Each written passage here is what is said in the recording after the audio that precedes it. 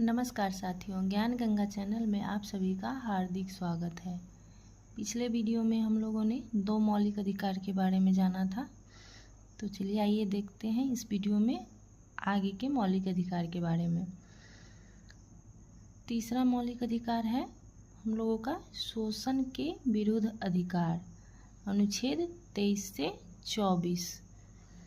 अनुच्छेद 23 में क्या कहता है? ये है शोषण के विरुद्ध अधिकार। तो अनुच्छेद 23 में कहता है कि मानव व्यापार, बालात श्रम, बंधुआ मजदूरी आदि पर रोक। यानी अनुच्छेद 23 में है कि मानव व्यापार जो होता है उस पर बालात श्रम, ज़बरदस्ती का जो मजदूरी करवाया जाता है, बंधुआ मजदूरी, इन सब चीज़ों पर जो है अनुच्छेद 23 के तहत रोक लगाया गया है।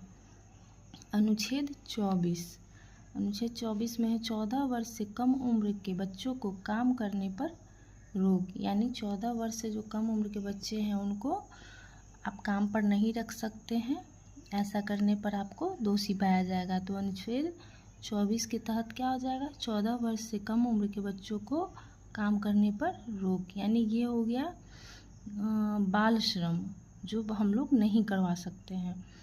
आगे चौथा है धार्मिक स्वतंत्रता का अधिकार, अनुच्छेद 25 से 28। अनुच्छेद 25 से 28 में है धार्मिक स्वतंत्रता का अधिकार।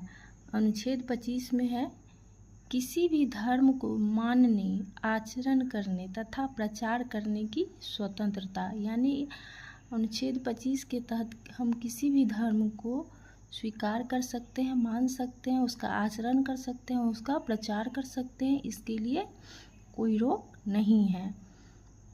आगे देखते हैं अनुच्छेद 26 में है धार्मिक प्रबंधन। यानी धर्म से संबंधित आप प्रबंधन कर सकते हैं।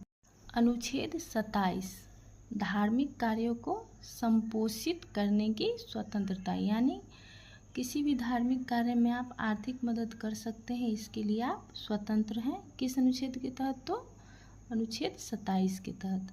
आगे देखते हैं अनुच्छेद 28।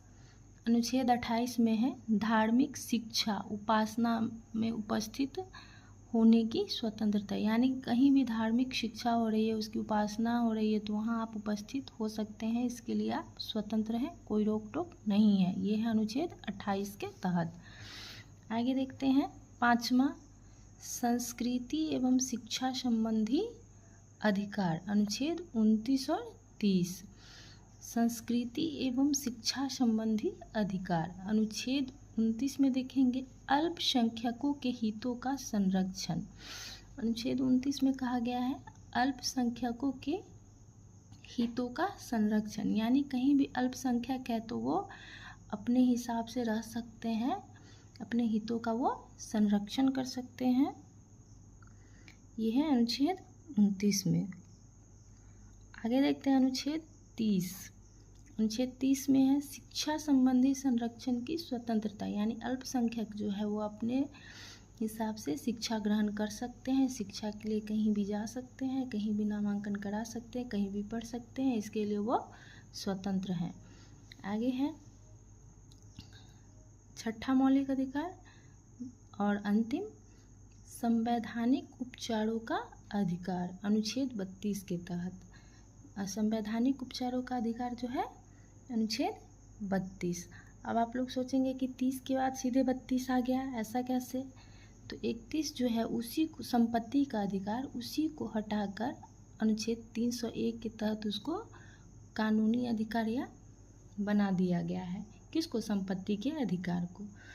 तो चलिए देखते हैं अनुच्छेद 32। अनुच्छेद 32 के तहत ऊपर वर्णित किसी भी मौलिक अधिकार को, अनुच्छेद 32 के तहत आप किसी भी ऊपर वर्णित किसी भी मौलिक अधिकार का अगर हनन होता है तो हम इसके खिलाफ सुप्रीम कोर्ट तथा हाई कोर्ट में याचिका दायर कर सकते हैं। यानी कि आपको जितने भी मौलिक अधिकार मिले हैं, अगर उसका हनन होता है तो आप इसके खिलाफ सुप्रीम कोर्ट, हाई कोर्ट में याचिका दायर कर सकते हैं, आप चुनौती दे सकते हैं। तो हम लोगों ने इस वीडियो के माध्यम से 6 मौलिक अधिकार के बारे में जाना है। तो चलिए इससे एक क्वेश्चन है कि किस मौलिक अधिकार को भीमराव अंबेडकर ने संविधान की आत्मा कहा है? ये प्रश्न आप लोगों के लिए है। अगर इसका आंसर आप लोगों को पता है तो कमेंट में आंसर दीजिएगा, ज़रूर दीजिएगा इसका आंसर।